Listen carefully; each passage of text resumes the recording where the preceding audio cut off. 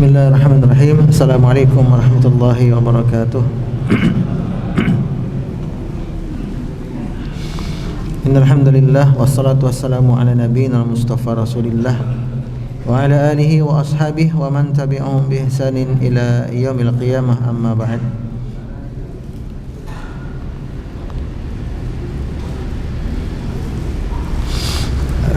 Jemaah sekalian yang semoga senantiasa dirahmati Allah Subhanahu wa taala.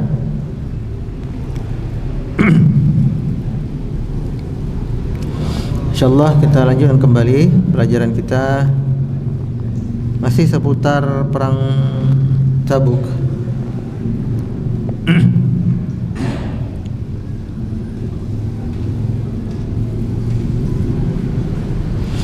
Yang mana pada pertemuan terakhir kita membahas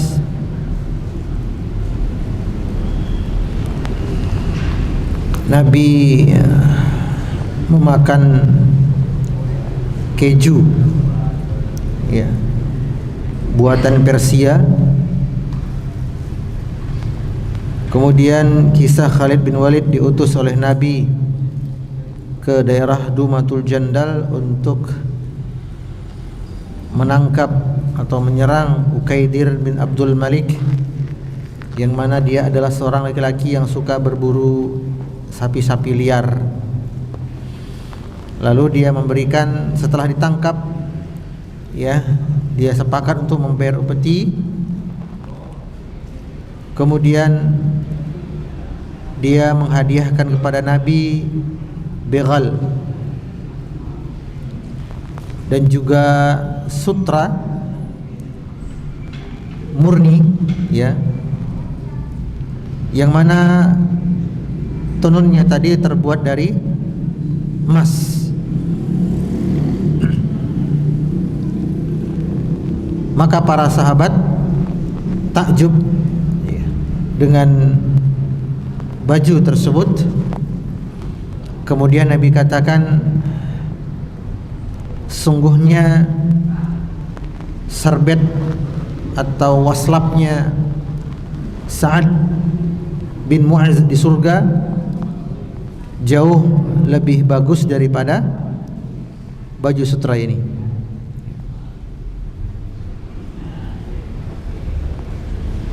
Sudah, Pak.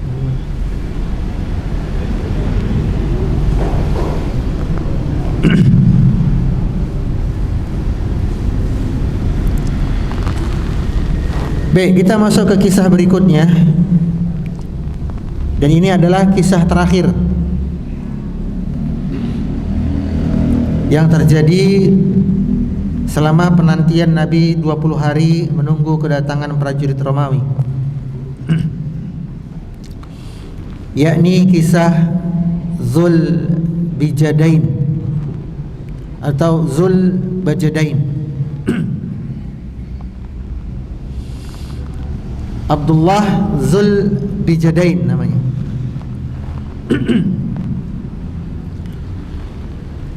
Diriwayatkan dari sahabat Abdullah ibnu Mas'ud, ia berkata,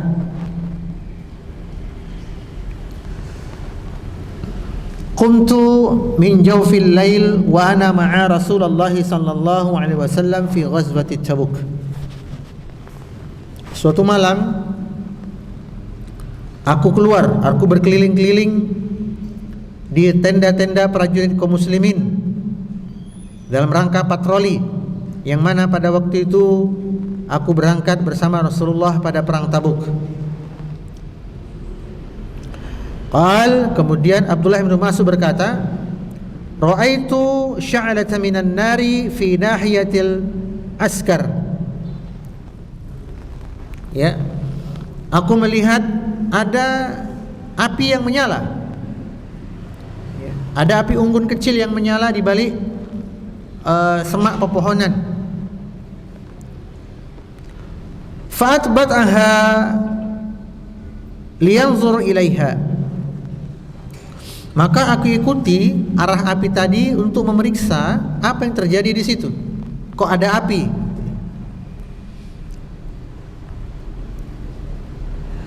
idza Rasulullah sallallahu alaihi wasallam wa Abu Bakar wa Umar. Maka ternyata aku dapati, ya, di api tadi, di dekat api tadi, ternyata ada di situ Rasulullah sallallahu alaihi wasallam, ada Abu Bakar dan ada Umar. Wa idza Abdullah Zulbijadain al-Muzanni qad mata. Ternyata, ya, di situ Nabi Abu Bakar dan Umar sedang mengurus jenazahnya Abdullah Zulbijadain yang barusan saja wafat.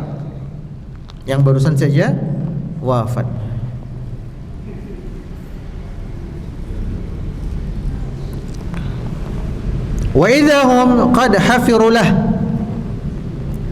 Lalu Abu Bakar dan Umar mengangkat jenazah tadi dan menyodorkannya kepada Rasulullah sallallahu alaihi wasallam. Fa amma Rasulullah yadliyanihi ilaih. Rasulullah sallallahu alaihi wasallam berkata kepada Abu Bakar dan Umar, "Ayo turunkan sini jenazahnya." Berarti yang masuk ke liang lahat siapa? Rasulullah. Abu Bakar dan Umar dari atas, ya.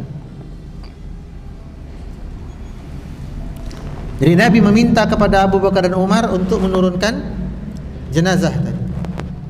Nabi berada di bawah.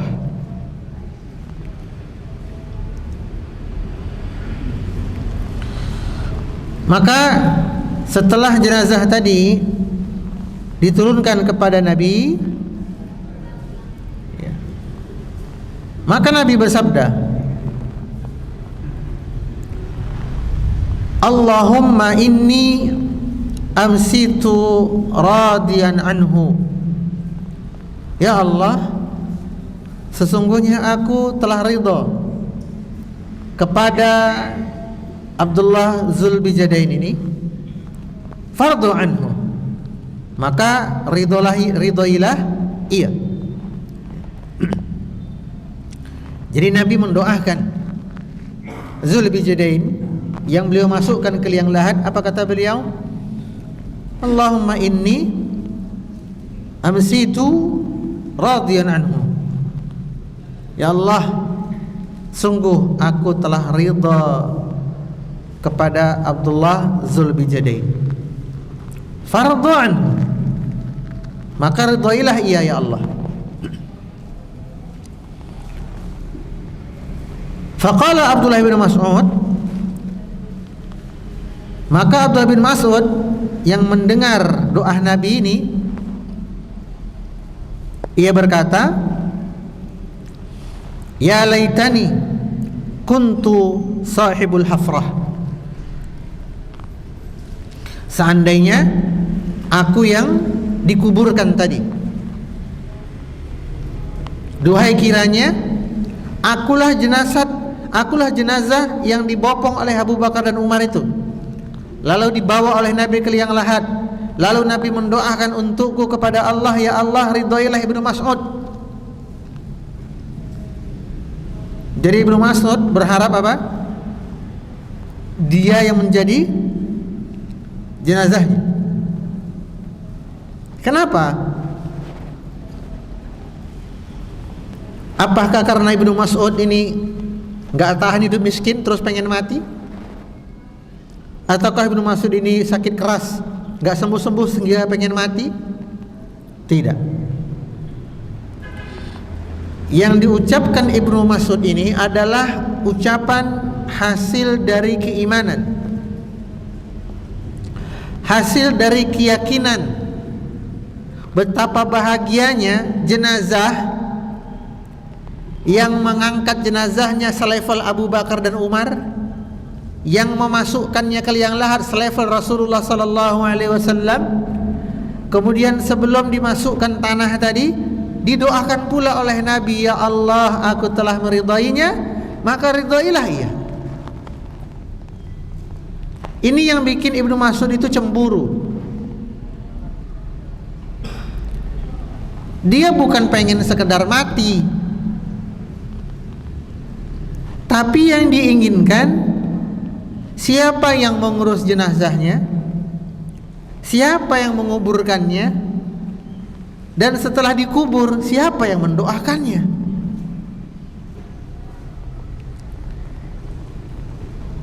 Ibnu Mas'ud seolah-olah mengajarkan kepada kita bahwa jadi manusia, jadi seorang muslim, tidak melulu berpikir gimana caranya hidup enak, nggak melulu berpikir gimana caranya hidup layak, tapi lebih daripada itu, seorang muslim dia berpikir gimana caranya supaya saya mati dengan layak. Gimana supaya akhir hidup saya sesuatu yang nikmat? Siapa yang mengurus jenazah saya? Siapa yang membopong jenazah saya? Siapa yang memasukkan saya ke liang lahat? Siapa yang mensolatkan saya? Siapa yang mendoakan saya? Itu harus difikirkan. Enggak semata-mata aku harus punya apa, aku belum pergi kemana, resto mana yang mau aku kunjungi, bukan.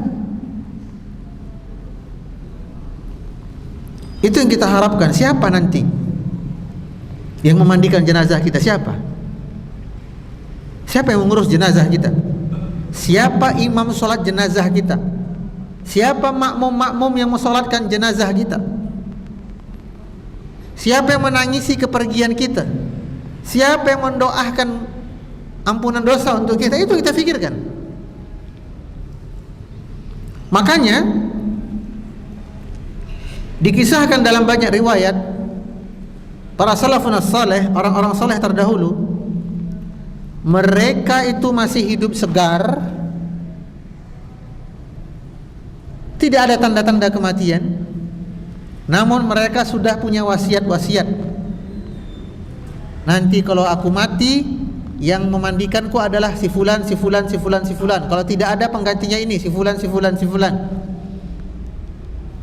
Lalu nanti yang mensolatkanku, imamnya adalah si fulan. Kalau tidak ada si fulan, kalau tidak ada si fulan. Dan yang memasukkanku ke liang lahat, aku berharap adalah si fulan dan si fulan dan si fulan. Disebutkan nama-nama mereka. Kenapa? Kan dalam sebuah riwayat, meskipun sanadnya dipersisihkan para ulama, namun ibrahnya bisa kita ambil. Kita itu tergantung siapa yang mengantarkan kita ketika kita mati. Kualitas kita bukan diukur siapa yang dekat kita ketika kita masih hidup. Kualitas kita baru ketahuan siapa yang mengantarkan kematian kita, siapa yang mengantarkan jenazah kita. Makanya dalam catatan sejarah ada dua tokoh besar Islam yang wafat negeri tutup 2-3 hari, enggak bisa sholat di masjid karena jalanan kebak.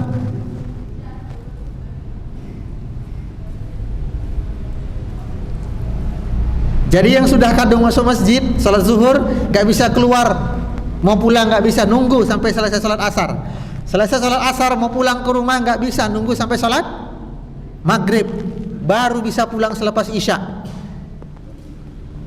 Itu pun desak-desak. Dua tokoh. Yang pertama Imam Ahmad bin Hanbal, yang kedua Syekhul Islam Ibnu Taimiyah. Wafat mereka berkualitas.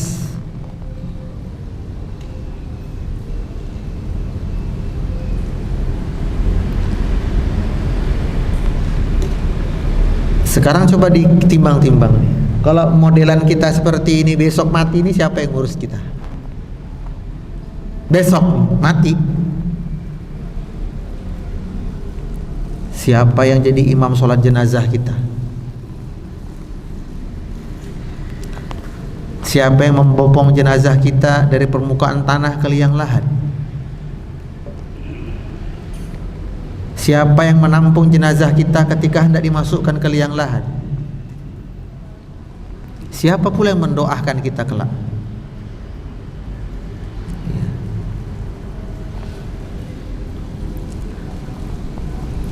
Jadi Ibnu Mas'ud bukan sekedar pengen mati, nggak boleh.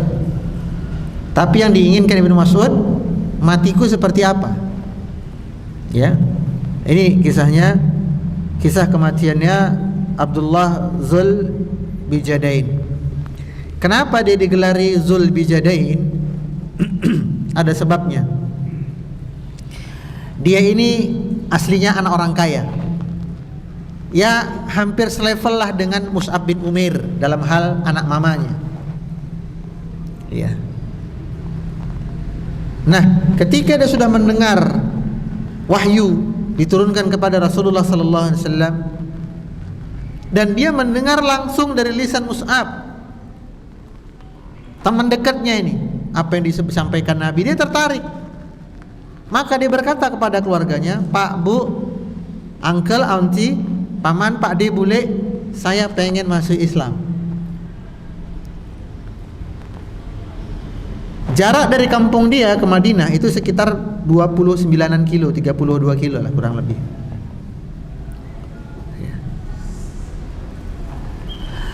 Maka keluarganya marah gitu ya. Kamu kalau berani-berani ikut agamanya si Muhammad, ya, kami coret dari kakak. Silakan keluar. Maka dia tetap bertekad, ya. Kalau saya nggak diizinkan bertemu Rasulullah, saya mogok makan dan minum. Dia pun mogok makan dan minum. Lalu anggota keluarganya bilang, jangankan mogok makan dan minum, kau mogok nggak berpakaian aja kami nggak peduli. Maka pakaiannya dia diambil semua. Jadi di kamarnya dia ditelanjangi. Kedinginan. Ibunya khawatir. Anakku nggak makan, nggak minum, nggak ada penutup badan. Masuk angin kalau dia mati gimana? Tapi kaumnya tidak bersih, nggak boleh, biarkan.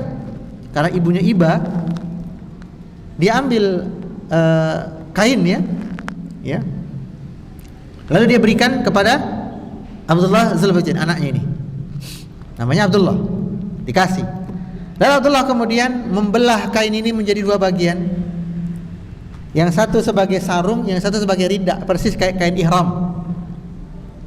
Ya, satu potong untuk bawahan, satu potong untuk atasan. Lalu dia pun diizinkan keluar dari rumahnya dalam keadaan terusir tentunya. Jalan kaki 30 kilo, cuman pakai 2 helai kain tipis, berjalan menyusuri hutan dan gurun untuk bertemu Rasulullah sallallahu alaihi wasallam. Maka tatkala dia sampai di Madinah, Nabi berdiri menyambutnya. Belum pernah Nabi menyambut dengan kedatangan seseorang dengan berdiri. Nabi sambut. Lalu Nabi berkata apa? Hadza Abdullah. Inilah Abdullah Zul Bijadain, pemilik 2 kain. Itu gelarnya dari Nabi. Ya. Nah, dia masuk Islam meninggalkan segala pernak-pernik dunianya. Ya, ini kisah Abdullah Zul Bijadain. Dan ini adalah kisah terakhir, sebagaimana saya katakan tadi, kisah terakhir di hari yang ke-19. Hari ke-20 Rasulullah SAW memerintahkan kaum muslimin, prajurit-prajurit untuk bersiap-siap, packing kembali. Kita mau kembali ke Madinah.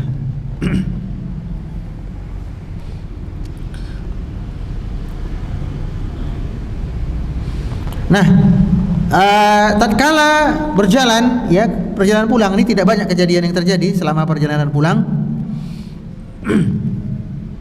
Namun ada 1-2 kisah yang bisa kita ceritakan. Ketika pulang ini, Nabi SAW bersabda dalam satu hadis yang diriwayatkan dari sahabat Jabir bin Abdullah, ia berkata, "Kunna ma'an Nabiy sallallahu alaihi wasallam fi ghazawati Tabuk." Aku pernah membersamai Nabi perang Tabuk. Faqala, dalam perjalanan pulang Nabi berkata, "Inna bil Madinati," sesungguhnya di kota Madinah, "la rijalan masirtum masiran." Jadi ada beberapa orang laki-laki di Madinah yang mereka tidak berjalan di jalanan yang kita lalui hari ini. Ya.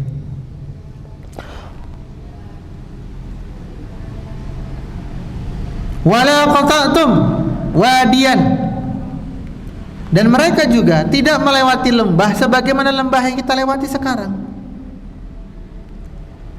Illa kanu ma'akum habasumul marad,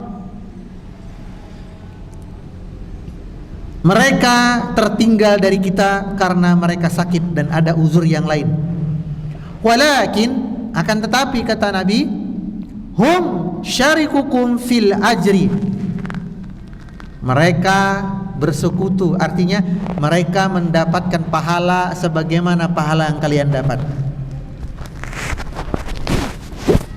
Kata Nabi tadi gimana? Di Madinah ada orang-orang yang tertinggal, enggak bisa ikut kita jihad. Mereka tidak melewati jalan yang kita lalui, tidak melewati lembah yang kita lalui karena terhalang uzur.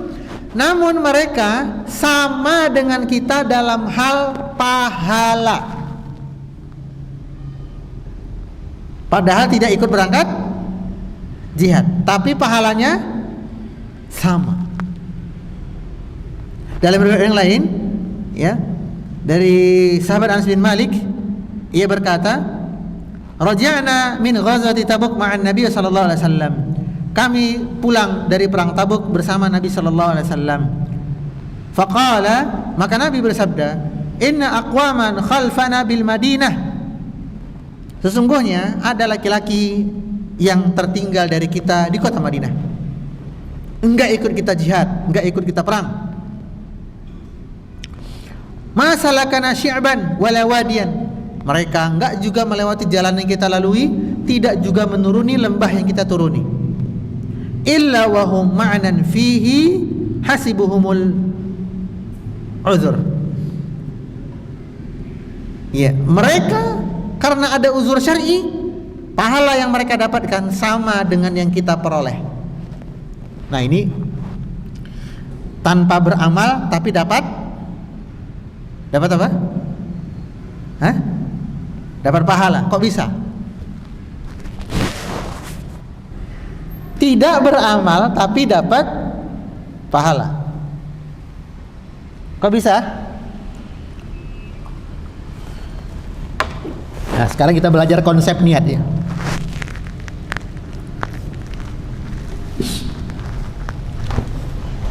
Tidak beramal tapi dapat pahala. Gimana itu ceritanya?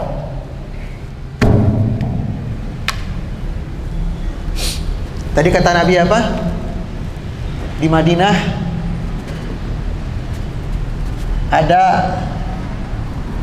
laki-laki yang uzur syar'i, terkena uzur syar'i.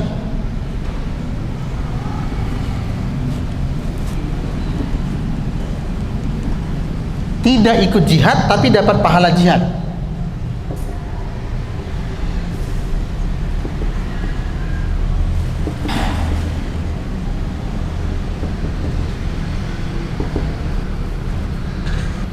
Dari mana ini bersumber? Jawabannya dari kekuatan sebuah niat.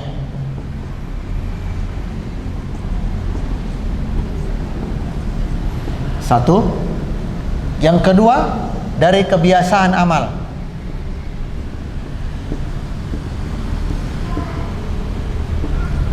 Dua faktor. Tidak beramal tapi dapat pahala, ngalir terus. Padahal tidak beramal. Kenapa? Yang pertama, kekuatan niat. Yang kedua, kebiasaan amal. Kita bahas dulu yang pertama, kekuatan niat.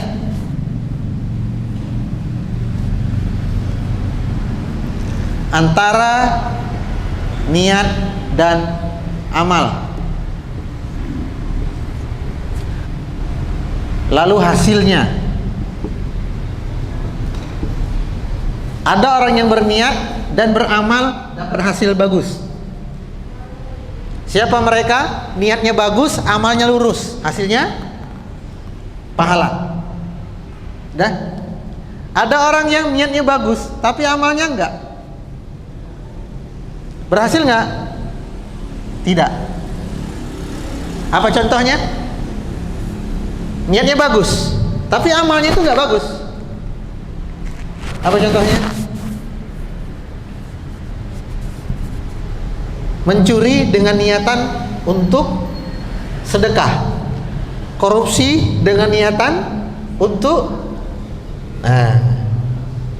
niatnya bagus, bagus tujuannya, tapi amalnya tak bagus. Maka hasilnya ya nggak bagus dong. Orang yang ketiga, amalnya bagus tapi niatnya tak bagus. Amalnya bagus nih, tapi niat yang tak bagus. Contohnya apa? Dia sengaja baca Quran dengan kencang supaya ukhti-ukhti di belakang terpukau. Tadinya baca Qurannya biasa-biasa aja ya kan. Tiba-tiba ada 5-6 orang ukhti berbicara di depan ketawa ketiwi. Kamu calon imam idaman kamu seperti apa? Kalau aku yang penting baca Al-Qur'annya bagus. Wah, langsung dia setel Syekh Surim.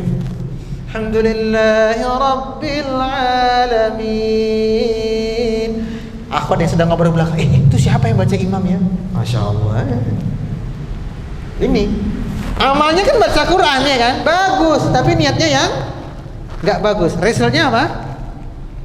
Nggak bagus. Yang terakhir gimana? Wah, ini sih bosok lagi. Wes niatnya rusak, amalnya juga rusak. Makanya ini rusak pangkat 2. Dia nyolong dengan niatan mau ngeslot. Dia mencuri supaya untuk beli sabu-sabu. Ini rusak kuadrat ini. Wes niatnya rusak, amalnya juga rusak. Pertanyaan saya, kita minimal yang mana? Enggak ada. Yang ada kita harusnya. Enggak ada minimalnya, tapi harusnya niatnya yang harus bagus, amalnya juga bagus. Sebab apa? Percuma kalau amalnya bagus tapi niatnya nggak bagus. Maka Syekhul Islam Ibnu Taimiyah pernah berkata apa? Tidak serta-merta orang yang sholat di belakang imam yang sama, di masjid yang sama, sholat yang sama, lalu satu shaf itu mendapatkan pahala yang sama. Belum tentu. Belum tentu. Ya. Ini pentingnya apa? Masalah niat. Nah, kembali ke kekuatan niat tadi. Ini kan orang yang berniat dan beramal. Lalu bagaimana kalau ada orang berniat tapi belum sempat ngamalin? Nah, ini kasusnya kan? Dia berniat tapi belum sempat diamalkan niatnya tadi. Berpahala enggak? Hadis Nabi ya. Hadis Nabi sallallahu alaihi wasallam, hadis yang panjang. Ada orang yang sudah berniat, lalu dia kerjakan sempurna amalnya, bagi dia pahala yang sempurna.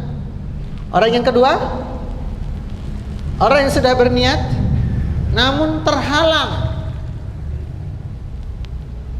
uzur syar'i, maka dia dapat pahala sebagaimana orang yang mengerjakan. Ini keutamaan niat. Jadi kalau kita tidak bisa menyaingi saudara kita dari sisi amal, setidaknya kita saingi dia dalam sisi niat. Hari ini kita Bapak Ibu belum berangkat haji, kecuali yang sudah. Kalau saya belum, kecuali ada yang mau berangkatkan. Hari ini kita belum berangkat haji. Niatkan dulu. Gak apa-apa.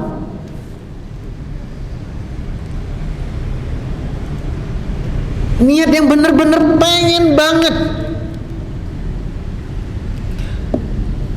Berapa waktu lalu saya ada agenda ke Kulon Progo, ketemu dengan seorang bapak-bapak. Dia pedagang kecil gitu ya. Lalu dapat dana pemerintah pembebasan tanah bandara. Udah. Sebelum itu tanah dia itu kan empang ya, murah banget. Ngitungnya bukan per meter harganya berapa, bukan, tapi per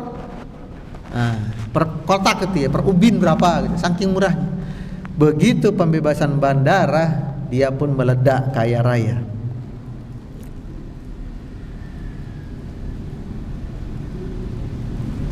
Apa yang dia lakukan? Dia langsung daftar haji plus. Suami istri 350 kali 2 700 juta. Belum sama kenduri.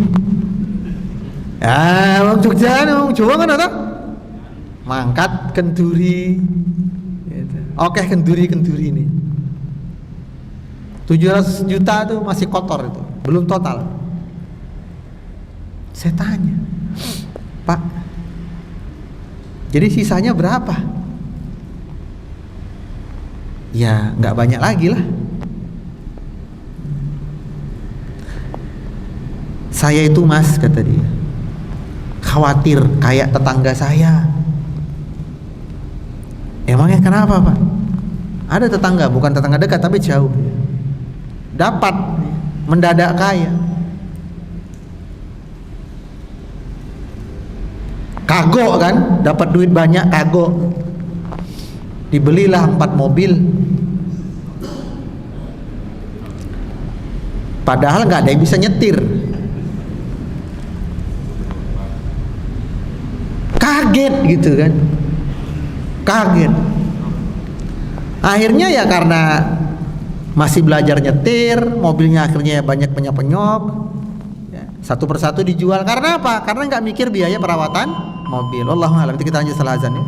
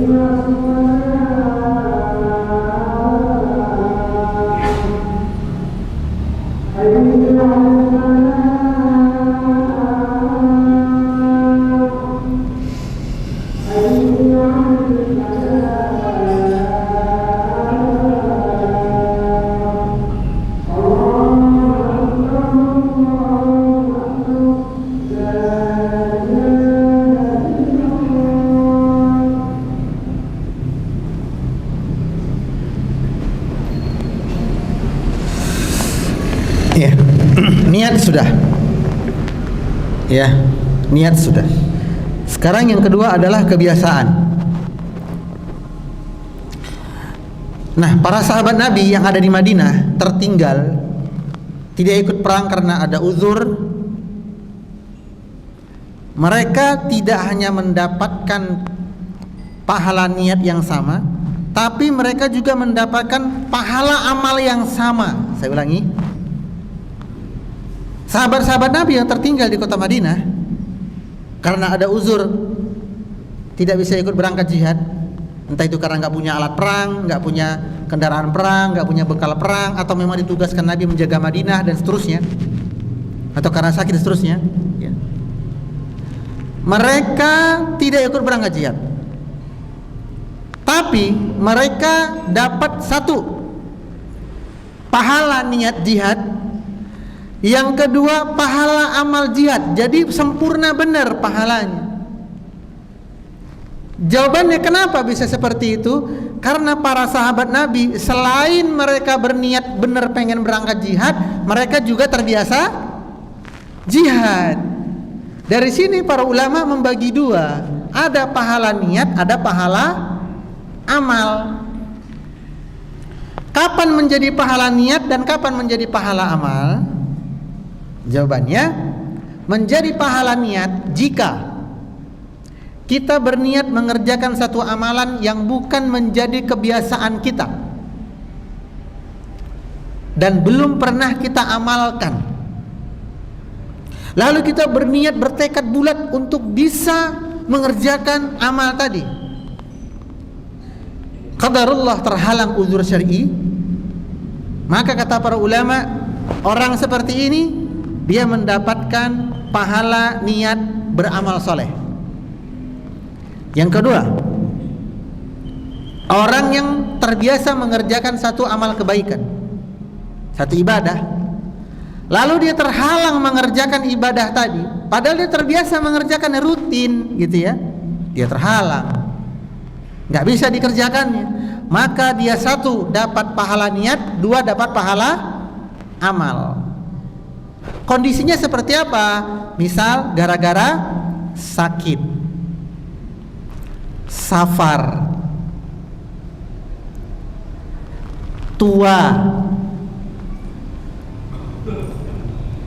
Makanya orang yang ketika sehat terbiasa sholat duha, terbiasa Senin Kamis, terbiasa baca Quran, lalu qadarullah dia sakit, entah itu karena kecelakaan atau sakit atau apapun itu, dia nggak bisa mengerjakan amal-amal yang biasa dia kerjakan di waktu sehat, maka dia tetap mendapatkan pahala yang sama seperti yang dia dapatkan ketika masih sehat. Yang kedua, safar. Orang yang ketika mukim tidak safar terbiasa sholat malam, baca Quran 3 lembar, dan amal ibadah yang lain. Namun karena safar, berat bagi dia untuk mengerjakan amal-amalan tadi dengan jumlah yang sama, lalu dia kurangi atau ada yang dia hilangkan, maka dia tetap mendapatkan pahala yang sama sebagaimana ketika dia masih mukim. 3,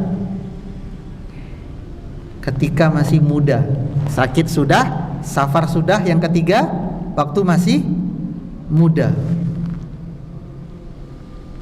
Orang yang ketika masih muda terbiasa majelis ilmu, belajar, mengajar, terbiasa ikut membela dan berpartisipasi dalam kemajuan dakwah Islam, ya, biasa berbakti sosial, biasa berpuasa, biasa berinfak, biasa beramal soleh, biasa baca Quran, macam-macam kebaikan-kebaikan masa muda cukup banyak. Lalu umur dia bertambah tua, fisik dia bertambah lemah, mata dia bertambah rabun, sehingga amal-amal dulu yang biasa dia kerjakan di masa muda mulai satu persatu dia tinggalkan karena fisiknya sudah tidak mendukung. maka dia tetap dapat pahala sempurna. Allah berfirman di surah At-Tin,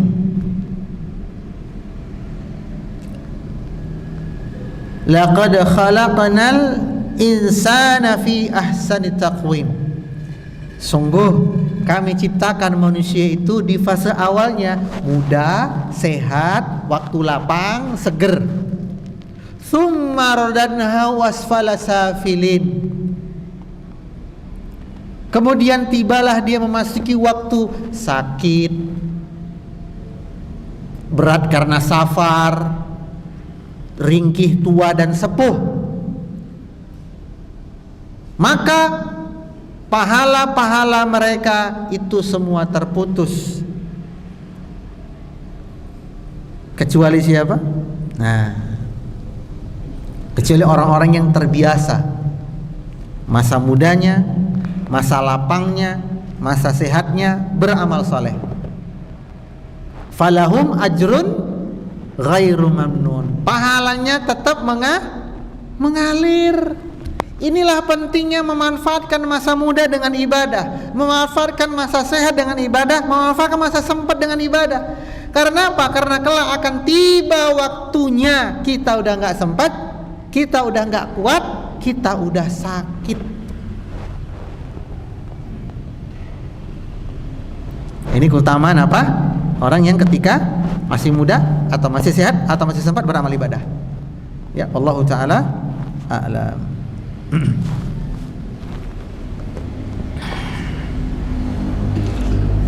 Terakhir yaitu ketika Nabi SAW semakin mendekati kota Madinah. Enggak banyak kisahnya ini. Maka Nabi berkata, hadhihi tabah au tayyibah. Inilah tabah tayyibah. Jadi nama lain kota Madinah apa? Tabah atau tayyibah, negeri yang baik. Dan di antara kebaikan kota Madinah, kita dianjurkan untuk meminta kepada Allah agar diwafatkan di kota Madinah. Gimana caranya supaya peluang untuk mati di Madinah lebih besar? Gimana caranya? Sering-sering berangkat ke sana. Nggak bisa kita di Indonesia ini meninggal waktu masih bermaksiat. Pokoknya nanti dimanapun Bapak meninggal harus dikuburkan di Madinah. Nggak bisa. Nggak bisa. Yang paling mungkin adalah sering-sering berangkat ke sana, supaya ketika mati dimakamkan di sana. Apa keutamaannya? Mendapatkan syafaat dari Rasulullah SAW. Kemudian Nabi melewati Bukit Uhud, lalu beliau bersabda, wa hadza Uhudun wa huwa jabalun yuhibbuna wa nuhibbuhu. Inilah Uhud, dialah gunung yang mencintai kita dan kita pun mencintainya. Ya, Gunung Uhud, salah satu benda di surga yang Allah turunkan ke bumi. Ya, demikian kisah kita pada hari ini. Semoga bermanfaat. InsyaAllah pekan berikutnya sudah sampai di kota Madinah ceritanya pekan depan. Dan Nabi, kita akan berkisah bagaimana orang-orang yang tidak berangkat perang meminta uzur kepada Nabi. Ada yang jujur, ada yang ngarang, ada yang dusta, ada yang ketakutan. Ya, subhanaka wa bihamdika, asyhadu an la ilaha illa anta, astaghfiruka wa atubu ilaik. Assalamualaikum warahmatullahi wabarakatuh.